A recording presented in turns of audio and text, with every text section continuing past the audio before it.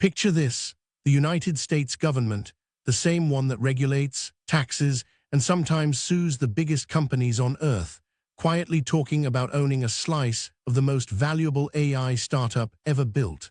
That's not a movie plot.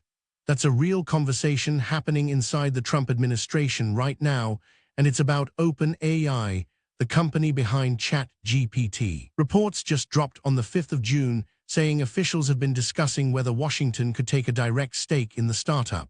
Let that sink in. A private company worth somewhere north of $300 billion, and the federal government wondering if it should own part of it. Why would they even consider that? Because AI isn't just another tech trend anymore.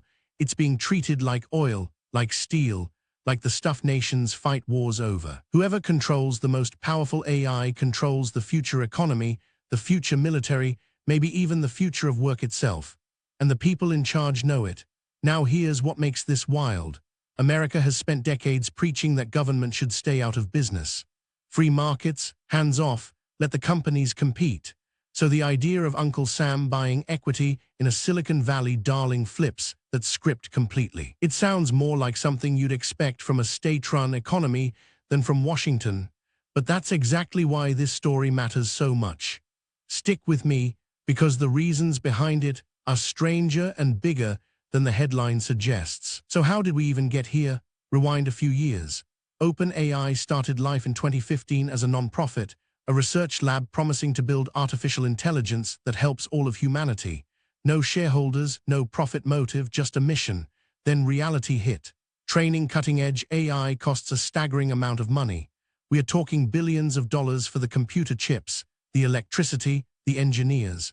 So OpenAI created a for-profit arm, took a massive investment from Microsoft, around $13 billion over time, and transformed into one of the hottest companies on the planet. Fast forward to today, and ChatGPT has hundreds of millions of weekly users. The company's value has rocketed past $300 billion, putting it in the same league as century-old giants. Think about that pace. Most companies take 50 years to reach that size. OpenAI did it in roughly 10. But explosive growth brings explosive attention. When something becomes that powerful that fast, governments start asking hard questions. Who controls it? What happens if it falls into the wrong hands? Could a foreign rival catch up? And crucially, should a handful of private investors really own the technology that might reshape every job, every classroom, every battlefield? Those questions have been simmering in Washington for a while. The Trump administration, now back in power, has made AI dominance a top national priority. They want America to win the AI race against China decisively. And that ambition is exactly what sets the stage for the bombshell idea we are unpacking next. So what does a government stake in OpenAI actually mean? Let's break it down in plain English. When you buy a stake in a company, you buy a piece of it, shares of ownership. Own enough shares and you get a say in how things run, plus a cut of any profits. Now imagine the buyer isn't a venture capital fund or a pension plan. It's the United States Treasury. That's the idea on the table. The reports suggest officials have floated whether the government could hold equity, actual ownership, in OpenAI. Not a loan, not a grant, ownership. Think of it like this. Right now the government is the referee in the AI game. It writes the rules and blows the whistle. A stake would make it a player too, sitting on the bench with a jersey on. That's a huge shift. Why would anyone want that? A few reasons. First, leverage. If Washington owns part of OpenAI, it gets a direct line into the most advanced AI on Earth and a way to steer it toward national interests. Second, money. If AI becomes as massive as predicted, the returns could be astronomical and taxpayers would share in the upside. Third, security. Owning a piece means insider visibility, knowing exactly what's being built before rivals do. And this is enormous. Mixing government ownership with a private company creates a tangle of conflicts most people haven't thought through yet. And that's where this story takes a sharp turn. Now you might be thinking, has a government ever actually owned a chunk of a private company? Absolutely. And the examples are eye-opening.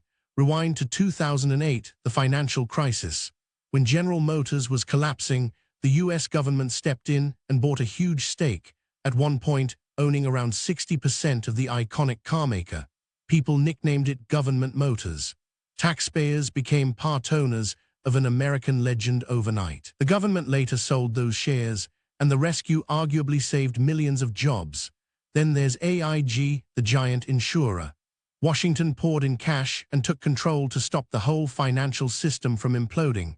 So there's precedent, but always in a crisis, as a rescue, never as a strategy for a thriving, booming company. Look overseas, and it gets even more interesting. Norway runs a sovereign wealth fund worth over $1.5 trillion that owns slices of thousands of companies worldwide. Saudi Arabia's fund poured billions into tech firms and even electric car startups. China's government routinely takes stakes in its tech champions, and that's part of why Washington is nervous. Here's the key difference, though. Those past US examples were emergency bailouts of failing firms. OpenAI isn't failing, it's thriving. Buying into a winner on purpose to control a strategic technology is a completely different playbook. It's less rescue and more national strategy. That's never really been America's style. So the question becomes, is this a one-off idea or the start of something much bigger?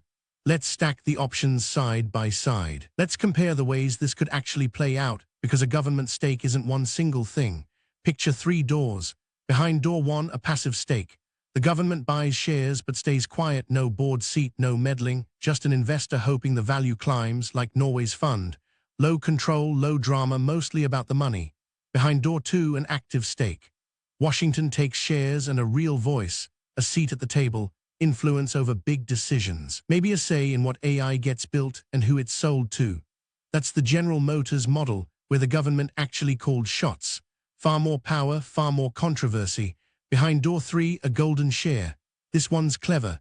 Instead of owning a big slice, the government holds one special share that grants veto power over critical moves, like selling the company to a foreign buyer. Tiny ownership, enormous control. Several European countries use this trick to protect strategic industries. Now weigh the trade-offs. The passive route is cleanest, but gives the least control, which kind of defeats the national security purpose. The active route gives maximum influence, but turns the government into a competitor against the very companies it regulates. Imagine the referee suddenly owning one of the teams. The golden share splits the difference, light touch, but a powerful safety lever. Which door does Washington prefer? Nobody knows yet. These are early conversations. But the choice would ripple across the entire tech industry. Because if it works for OpenAI, why stop there? So what are the stakes here, really? Let's zoom out, because this is so much bigger than one company. Start with the obvious conflict. If the government owns part of OpenAI, who's the regulator and who's the owner? The same agencies meant to police AI safety would suddenly profit when OpenAI wins. That's like a soccer referee betting on one team, every call gets questioned. Rival companies like Google, Anthropic, and Meta would scream that the game is rigged. And they'd have a point. Then there's the global ripple. If America takes a stake in its top AI lab, China, Europe, and others might race to do the same with theirs. We could be watching the opening move in a worldwide scramble where governments grab equity in their AI champions, turning private innovation into something closer to a national arms program. The money is staggering too. If OpenAI keeps growing, a government stake could one day be worth tens of billions of dollars, a genuine windfall for taxpayers. But if AI hits a wall or a scandal, those same taxpayers eat the losses. You and I would effectively be investors, like it or not. And here's the deepest tension. OpenAI's original promise was to build AI for all of humanity. Hand a slice to one nation's government, and that mission narrows to one country's interests. The technology meant to serve everyone could quietly become a tool of state power.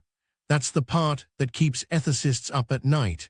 So where does that leave the rest of us? So how do you actually make sense of a story like this as it unfolds? Let me give you a simple playbook to cut through the noise. First, watch the language. There's a world of difference between officials discussing an idea and the government signing a deal. Right now, we are firmly in the talking stage. No money has moved, no shares have changed hands.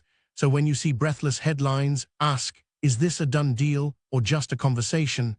Almost always, it's the second one. Second, follow the structure. If this ever becomes real, the exact shape matters enormously. Look for those 3 words we covered: passive, active, or golden share. A small protective stake is very different from the government grabbing control. The details decide everything. Third, track the reactions. Watch what Microsoft says, since it's already poured in around $13 billion and owns a big chunk. Watch whether rival labs cry foul. Watch what Sam Altman, OpenAI's chief, actually agrees to, because no stake happens without the company saying yes. Fourth, check the source and the date. This story broke on the 5th of June. In fast-moving tech news, a claim from last month might already be outdated. Always find the original reporting, not a copy of a copy. And fifth, separate the signal from the spin. Politicians love bold ideas that grab attention but never happen. Real change shows up in filings, contracts, and official statements, not anonymous leaks. Master those 5 habits, and you'll read every AI headline like a pro. So here's what this all means for you. We're standing at a genuine turning point. The idea of the United States government owning a piece of OpenAI would have sounded absurd just a few years ago. Now it's being discussed in the halls of power, and that shift alone tells you how high the stakes around AI have climbed. This technology has gone from a curiosity to something nations treat like a strategic weapon. Whatever happens next, watch this space closely, because it'll shape who controls the most powerful tools humanity has ever built. Here's the big takeaway to carry with you. When governments start wanting ownership instead of just oversight, it means they've decided this technology is too important to leave entirely to the free market. That's a profound change in how the modern world works, and it affects your job, your privacy, and the apps you'll use every single day. Keep your eyes on 3 things in the coming weeks. Does this move from talk to action? What structure do they choose? And how do rivals and other countries respond? Those answers will tell you where the whole industry is heading. The AI race just stopped being only about companies. Now it's about countries, and the line between the two is blurring fast. If this breakdown helped you understand the story behind the headline, follow for daily AI news so you never miss what's really happening in tech. Drop a comment with your take. Should governments own a stake in AI? I read everyone. See you in the next one.